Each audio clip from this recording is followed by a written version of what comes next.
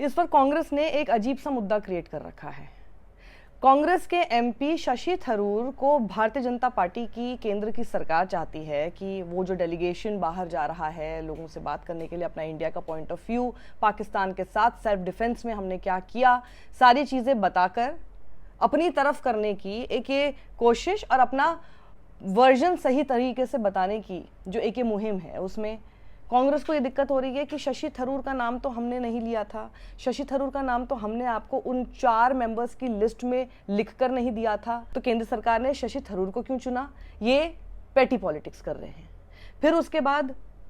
फिर दूसरा आरोप उनका ये लग रहा है कि अगर भारतीय जनता पार्टी की केंद्र की सरकार ने ये पहले से ही तय कर लिया था कि किसको वो लेना चाहते हैं कांग्रेस की तरफ से, तो फिर हम लोगों से ये नाटक क्यों किया गया कि पूरी लिस्ट दी जाए, और फिर लिस्ट में जब हम लोग आपको नाम दे रहे हैं तो फिर आप उन लोगों को तो नहीं चूज कर रहे हैं, लेकिन आप अपने आप से जिसका लिए आपने मन बना रखा है यानी शशि थरूर, उसको आप लेकर जा रहे हैं। तो पहली चीज़ तो ये बताई जाए कि शशि थरूर ने इतने दिनों से जिस तरह से भारत का पक्ष रखा है,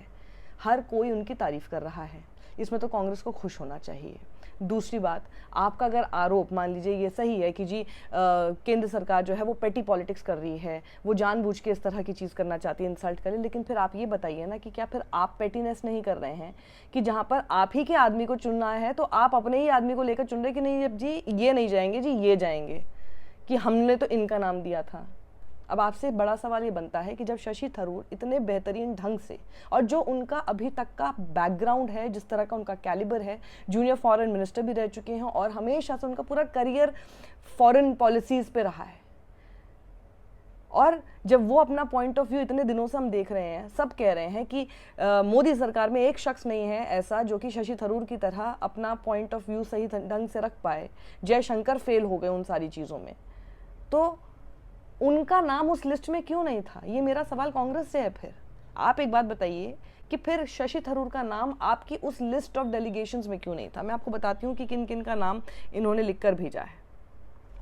पूर्व यूनियन मिनिस्टर आनंद शर्मा का नाम था, पार्टी के डेप्यूटी लीडर लोकसभा में जो सांसद हैं गौरव गोगोई, उनका नाम था, राज्यसभा में एमपी सैयद नसीर हुसैन का नाम था, और लोकसभा में एमपी राजा बरार का नाम था। ठीक है, आपने कुछ लिस्ट दी,